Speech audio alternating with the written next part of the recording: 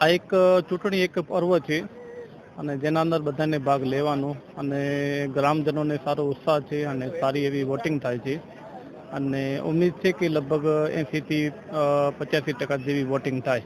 આમાં જો કે આપણે એક સારા પેનલ અને સારા સરપંચને આપણે ફાઇનલ કરીએ અને એને ચૂંટણી જીતાડીએ તો આપણા ભવિષ્યના અંદર કામ સારા થાય, ગામનો વિકાસ થાય અને ગામના જે પ્રોબ્લેમ હોય એ હરીમરીને બધા આપણે એનો સોલ્યુશન કરી શકીએ. મતદાન કરવા માટે આવવું ખપે, કેમ કે હવે ક્યારેક શું છે, આ ગ્રામ પંચાયતની છે એક મત કિંમતી હોય છે અને હાર જીતનો ફેસલો એક મતનો હોય છે અને ટીપે ટીપે સરોવર ભરાય છે. એવી રીતે એક મત એક પેનલને એક સરપંચને જીતાડે છે. હમણાં ઘણા સમય પછી હવે બેલેટ પેપરથી આ વખતે મતદાન થયું છે, નહીં તો ઈવીએમ મશીનથી થતું હોય. તો મતદારોને આ વખતે કેવો અનુભવ રહ્યો અને શું ખામીઓ છે અને શું ખૂબીઓ છે? બેલેટ પેપરના લાસ્ટ લગભગ 15 વર્ષથી આપણે મશીનથી વોટિંગ થાય છે. હવે બેલેટ પેપર આપણે 8 વર્ષ પાછળ કદાચ ચૂંટણી થાય છે. તો થોડોક જાગૃતતા માટે પણ જે પેનલના ઊભા છે માણસો, એમને જાગૃતતા માટે પણ એમને ડેમો ને વધારે સમજાયો છે. થોડું કન્ફ્યુઝન છે જે એમને જાગૃતતા માટે અભિયાન હલાય તો એમાં દૂર થઈ ગઈ છે. મારું નામ રવજીભાઈ નાણભાઈ કોઠીવાર. બહુ સારો માહોલ અને સારી લાઈનો લાગે છે અને સારા મતદાન સારું થશે એવું છે કે 80 થી 90% મતદાન સાંજ સુધી થશે. હા, બહુ સારામાં સારું અને માણસો બહુ એને લાઈનો લાગે અને બધેને મતદાનને ઉત્સાહ છે, મતદારોને ઉત્સાહ છે. મારું નામ છે ઇમરાન સુલેમાનભાઈ ખત્રી. અજરકપુર વિસ્તારમાંથી અમે આવીએ છીએ. મારા અંદાજ પ્રમાણે તો લગભગ આખું ગામ મતદાન કરવામાં જાગૃત જ છે, 100% જાગૃત જ છે. હજી અંદાજે અડધો જ બાકી છે અજરકપુરનું.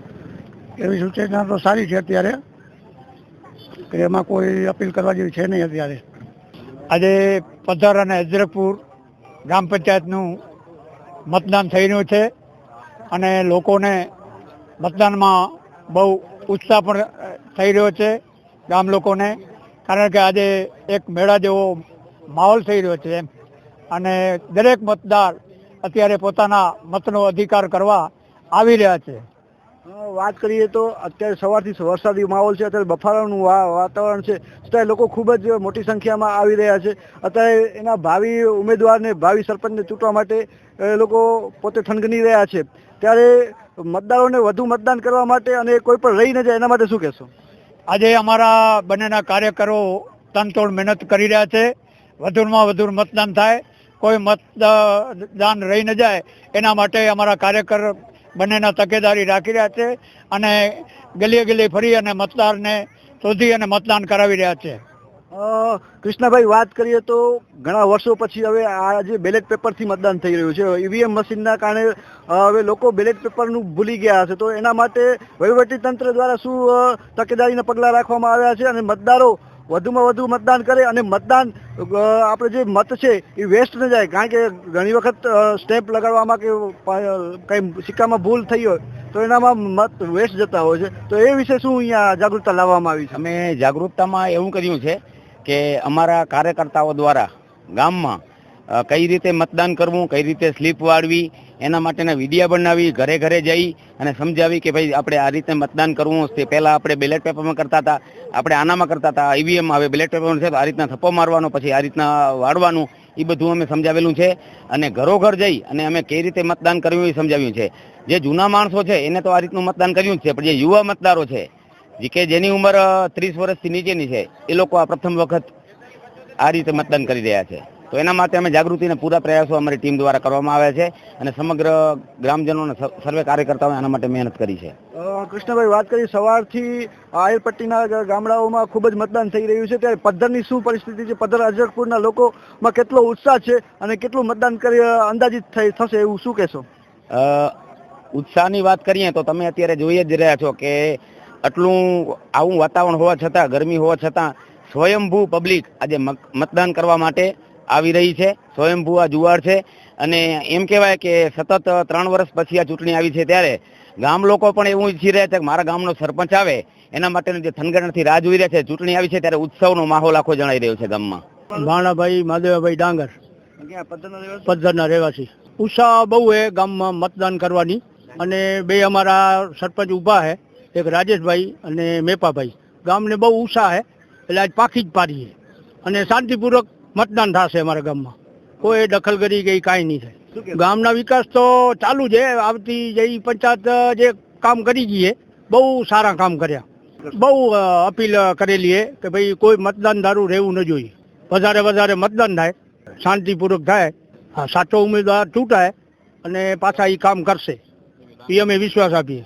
મારું નામ જીવાભાઈ કાનાભાઈ કોઠીવાર પદ્ધર. નહીં, આ સમયે જે અત્યારે એવી જગ્યાએ બેલેટ પેપરનું જે મતદાન થઈ રહ્યું છે એના માટે બહુ જાગૃતિ અમે એથી પહેલાં બધાને સમજાયા છે કે આ રીતે બધા પેપરમાં મતદાન કરવાનું છે, આ રીતે કાગળને વાળવાનો છે. એટલે કોઈ એવું નથી કે કોઈ મત ફેલ જશે, એવું કોઈ નથી. બધા બરાબર મતદાન થઈ શકશે. નહીં, આજે તો ઉત્સાહ છે.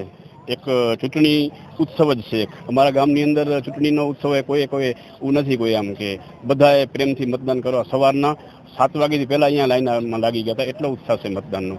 હા, અત્યારે અજરપુર અને પદ્ધર ગામ એકદમ સારી રીતે મતદાન કરી રહ્યું છે. અત્યારે ફૂલ ટ્રાફિક લાગી છે, છતાંય પણ કોઈ માણસો હલવા પણ તૈયાર નથી. અત્યારે લાઈનોમાં લાગેલા છે. આપ સાહેબ પણ જાણો છો, આ વખતે ઈવીએમની જગ્યાએ બેલેટ પેપર આવે છે. લગભગ સમથિંગ 40 વર્ષની ઉંમર સુધી એનાથી પહેલાં પછીના કોઈ પેપરથી કરેલા નથી, એટલે થોડું સમય પણ લાગી રહ્યો છે. તેમ છતાંય પણ પબ્લિક અહીંયાથી ડગતી નથી. નહીં, તંત્ર દ્વારા નહીં, પણ આ તો ગ્રામ પંચાયતની ચૂંટણી છે, એટલે એડી ચોટીનું જોડ લગાવી અને 8 સભ્યો અને સરપંચો સાથે હોય એટલે તમામ નાગરિકોને જાણકારી આપી જ હતી કે ભાઈ ડેમો આપવા, સિક્કા કઈ રીતે મારવા, એટલે આવું ફેલ થવાની સંભાવના ઓછી છે. પણ નહીવત થાય અમે ગામડાની ના કોઈ પણ મતદાર ગ્રામ પંચાયતની ચૂંટણીમાં તો વધારેમાં વધારે ટોપ લેવલનું થતું હોય છે મતદાન, એ જ અહીં પણ એ જ થશે. આર્ય કન્યા ગુરુકુળ પોરબંદર 90 એકરમાં ફેલાયેલો વિશાળ ધોરણ 5 થી લઈને 12 સુધીનું ઉચ્ચ ગુણવત્તાયુક્ત શિક્ષણ પ્રદાન કરતું ગુરુકુળ. સ્થાનિકની કન્યાઓ માટે કેજી થી લઈને ધોરણ 12 સુધીના શિક્ષણની સુવિધા. અહીં ગુજરાતી અને અંગ્રેજી માધ્યમો પણ ઉપલબ્ધ છે. ગુરુકુળમાં કોમર્સ અને આર્ટ્સના વિષયોમાં ગ્રેજ્યુએશન સુધીના અભ્યાસક્રમની વ્યવસ્થા પણ છે. અભ્યાસની સાથે સાથે વ્યવસાયિક અભ્યાસક્રમો પણ વિદ્યાર્થીઓને પૂરા પડાઈ રહ્યા છે. અભ્યાસની સાથે દરેક પ્રકારના ખેલમાં વિદ્યાર્થીઓને કોચિંગ પૂરું પાડવામાં આવી રહ્યું છે. અહીં વિદ્યાર્થીઓને અભ્યાસની સાથે વેદ ધર્મગ્રંથના અભ્યાસ પણ અપાઈ રહ્યા છે, જેથી આપણી સંસ્કૃતિ ઉજાગર થઈ શકે. ગુરુકુળમાં અત્યાધુનિક ઢબે શિક્ષણ અપાઈ રહ્યું છે, જેથી છાત્રાઓ સમય સાથે તાલ મિલાવી શકે. અભ્યાસની સાથે સાથે સારા સંસ્કારોનું સિંચન કરવું તે ગુરુકુળની વિશિષ્ટતા છે, પરંપરા છે. આર્ય કન્યા ગુરુકુળ પોરબંદરમાં આપની દીકરીઓના એડમિશન માટે આજે જ સંપર્ક કરો 8258 0 30 30 3 8258 0 40 40 4.